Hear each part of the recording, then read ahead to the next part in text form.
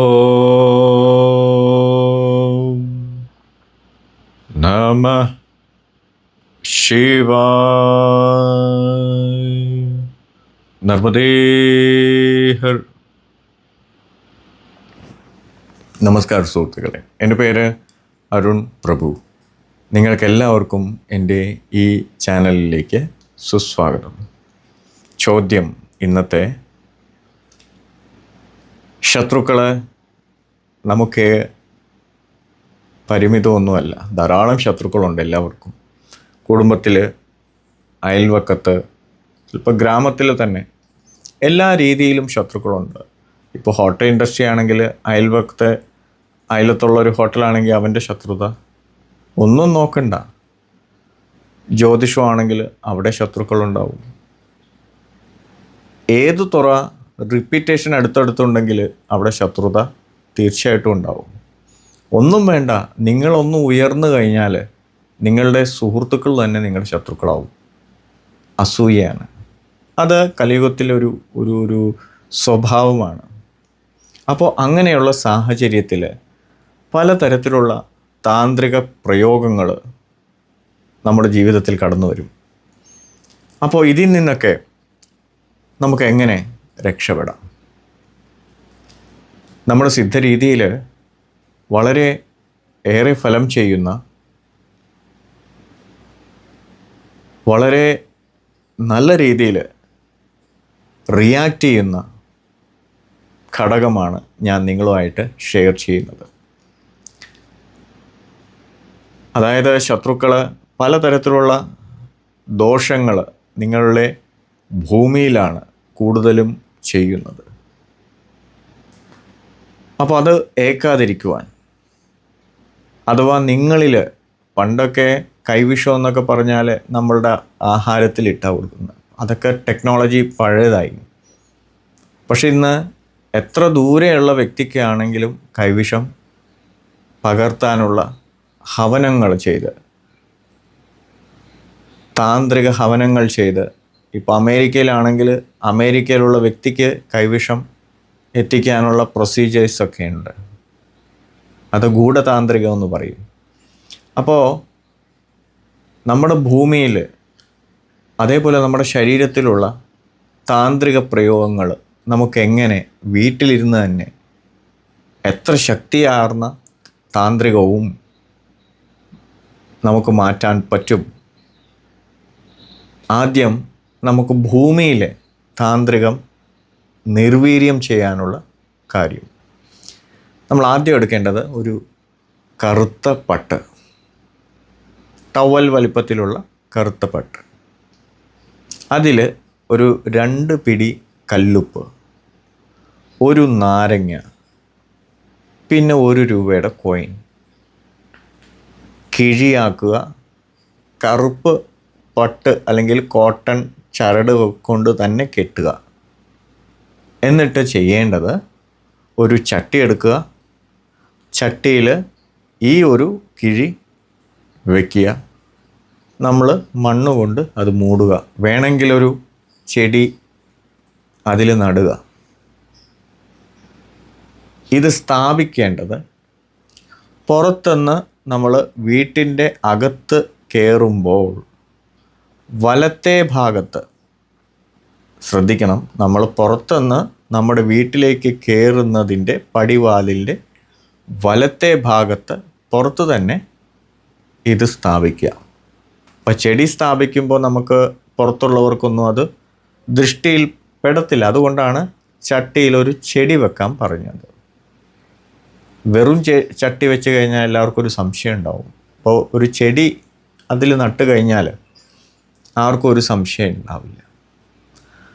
അത് 1 മാസം വരെ അതിൻ്റെ ഫലം കിട്ടും. അപ്പോൾ ഈ കിഴി എന്ത് ചെയ്യണം?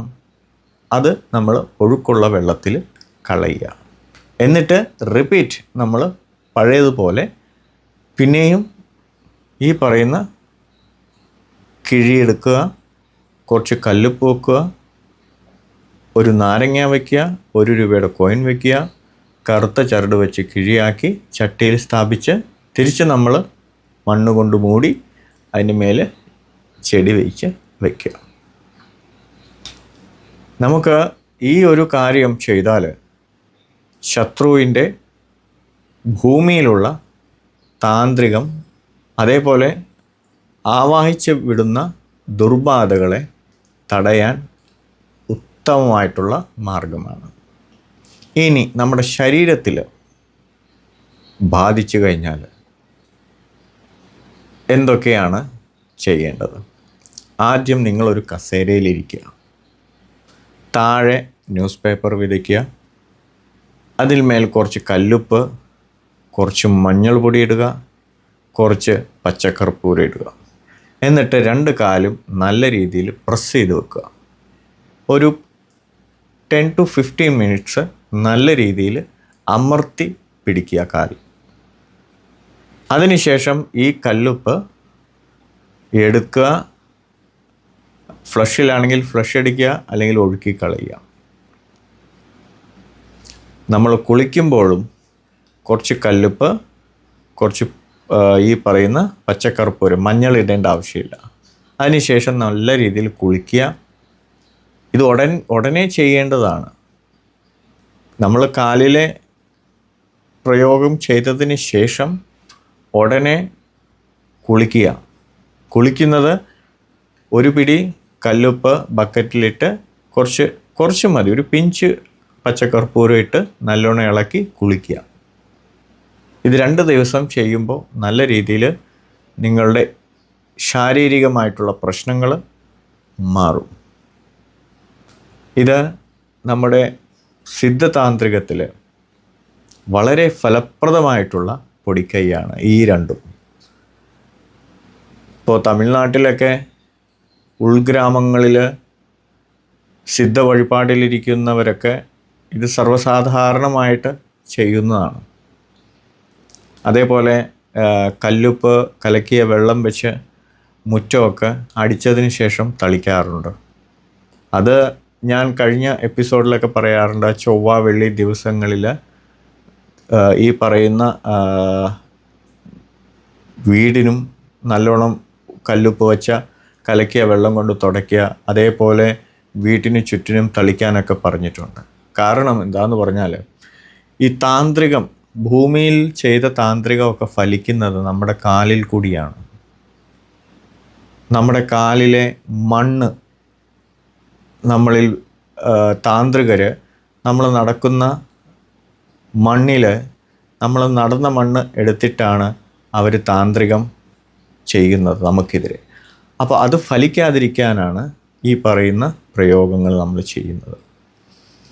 പണ്ടൊക്കെ മെതിയടി സാധാരണ ഇടാറുണ്ട്. കാരണം ഇങ്ങനെയുള്ള, ഇപ്പോൾ പണ്ടത്തെ ആളുകളൊക്കെ ഈ പറയുന്ന വെറും കാലിലൂടെയാണ് നടന്നുകൊണ്ടിരുന്നത്. അപ്പോൾ ഇങ്ങനെയുള്ള സാഹചര്യം വരുമ്പോഴാണ് ഒരു വീട്ടിൽ നിന്ന് നമ്മൾ ഇറങ്ങുമ്പോൾ വെറും കാലോടെ, ഇന്നൊക്കെയാണ് ചെരുപ്പ് ഉപയോഗിച്ചിരുന്നത്, പണ്ടൊക്കെ വെറും കാലോടെയാണ് നടന്നിരുന്നത്, ചെരുപ്പ് ആരും യൂസ് ചെയ്യാറില്ല. അപ്പോൾ വേറൊരു വീട്ടിലേക്ക് ചെല്ലുമ്പോൾ അവിടെ കിണ്ടിയിൽ വെള്ളം ഉണ്ടാവും.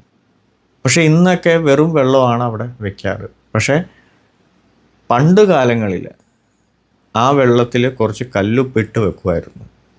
സോ അങ്ങനെ ചെയ്തു കഴിഞ്ഞാൽ ഈ പറയുന്ന നെഗറ്റീവിലൂടെയൊക്കെ നടന്നു വരുമ്പോൾ ഉണ്ടാകുന്ന ഒരു നെഗറ്റിവിറ്റി വീടിൻ്റെ അകത്ത് പ്രവേശിക്കത്തില്ല, ആ വ്യക്തിയിലും അത് ഏശത്തില്ല.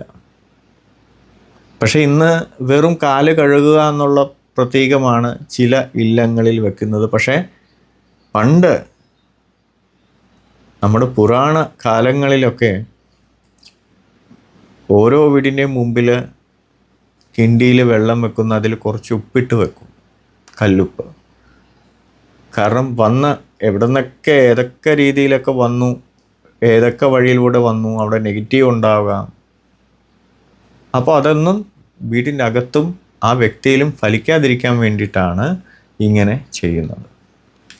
അപ്പോൾ നിങ്ങൾക്ക് ഈ എപ്പിസോഡ് ഇഷ്ടപ്പെട്ടെന്ന് വിചാരിക്കുന്നു. നിങ്ങൾക്കും നിങ്ങളുടെ കുടുംബാംഗങ്ങൾക്കും എപ്പോഴും നല്ലത് വരണേ എന്ന് ആഗ്രഹിച്ചുകൊണ്ട് ഞാൻ ഈ എപ്പിസോഡ് ഇവിടെ ഉപസംഹരിക്കുന്നു. നിങ്ങൾക്കെല്ലാവർക്കും എൻ്റെ വിനീതമായ നമസ്കാരം. ഓ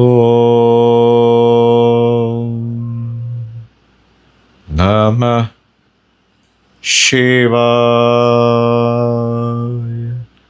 നർമ്മദേ ഹർ